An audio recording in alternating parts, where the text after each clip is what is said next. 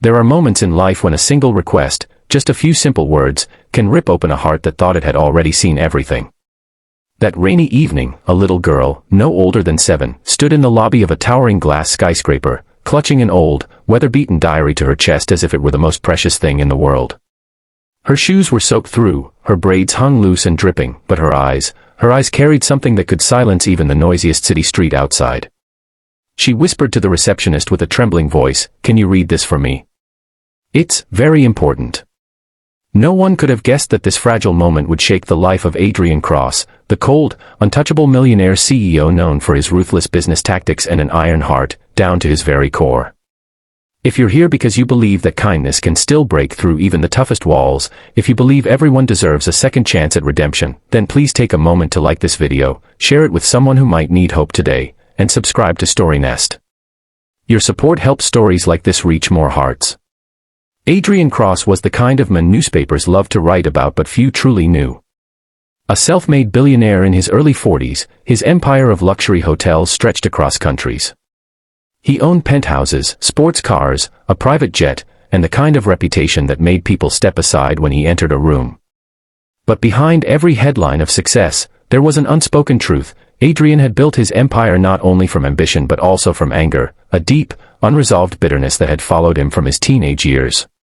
He had grown up in a small town, raised by a single mother who struggled with 2 jobs.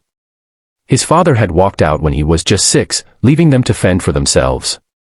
By 17, Adrian had left home after a terrible fight with his mother, vowing never to return until he made it big. He kept that promise, but in doing so, he severed every tie to the warmth and love that had once been his anchor. Years later, his mother passed away quietly while he was busy closing a multi-million-dollar deal overseas. Adrian didn't attend her funeral.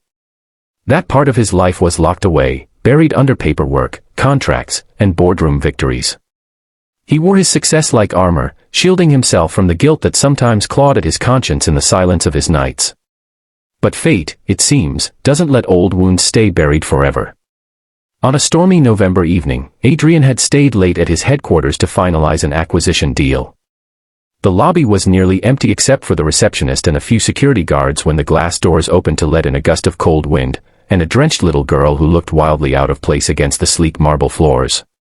She hesitated near the front desk before stepping forward. She wasn't there to sell cookies or ask for donations, she simply wanted someone, anyone, to read her something from the diary she held. The receptionist, startled by her earnestness, hesitated before escorting her upstairs. Perhaps it was because of the child's trembling lip or the rain-soaked innocence that she didn't want to send her away. The girl insisted the diary belonged to her mother. When Adrian first saw her standing at his office door, he frowned. He didn't have time for interruptions, especially not from children who had somehow bypassed security. But the little girl's persistence and the way she hugged that diary as if it were her lifeline made him pause. She held out the diary and said softly, "Please, can you read this for me? It's very important." At first, Adrian thought it was a prank, some publicity stunt, or maybe a plea for charity. But the way her voice cracked, like glass splintering, tugged at something deep inside him. He sighed, motioned her in, and flipped open the fragile pages. The first page began with faded ink and a date, April 12, 2016. The handwriting was neat yet carried a subtle heaviness. It started, "To my little Lily, if you're reading this one day, it means I couldn't be there with you as long as I wanted.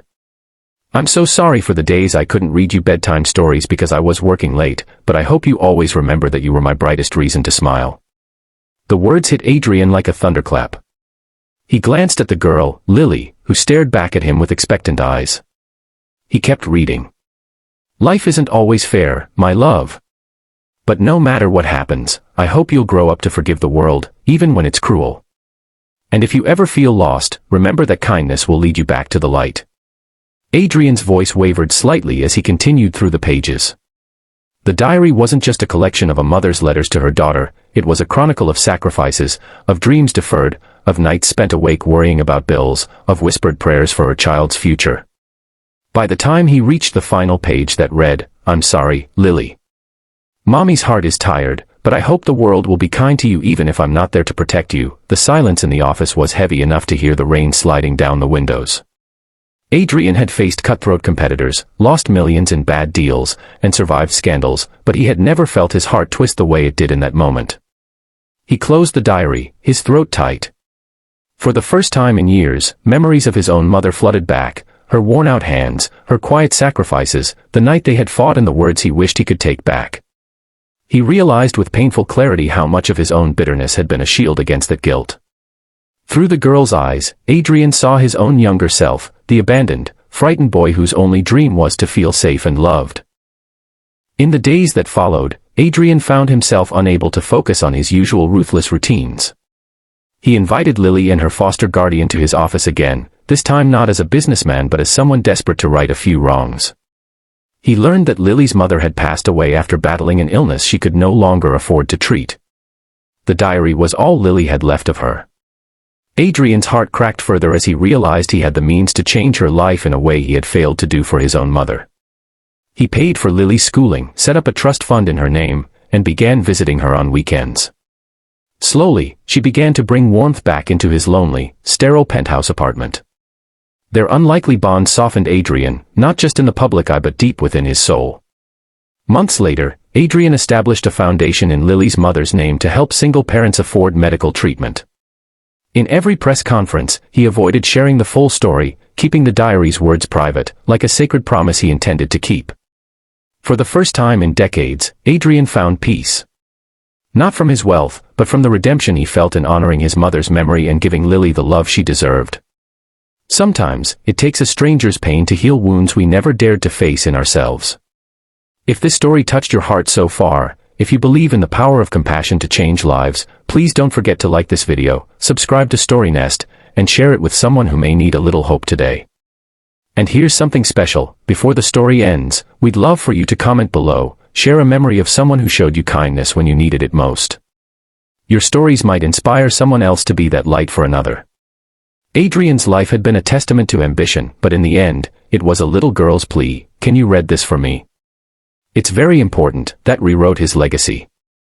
From that rainy night onward, Adrian was no longer just a powerful CEO. He became a man who learned that the real wealth in life isn't measured in dollars or buildings but in the lives we touch and the hearts we mend along the way. May this story remind us all that no heart is too hardened to be softened by love and no life too broken to be rewritten by kindness. If this story stirred something in you, whether it brought a tear, a memory, or a spark of hope, please show your love by liking this video, leaving a heartfelt comment, and subscribing to StoryNest.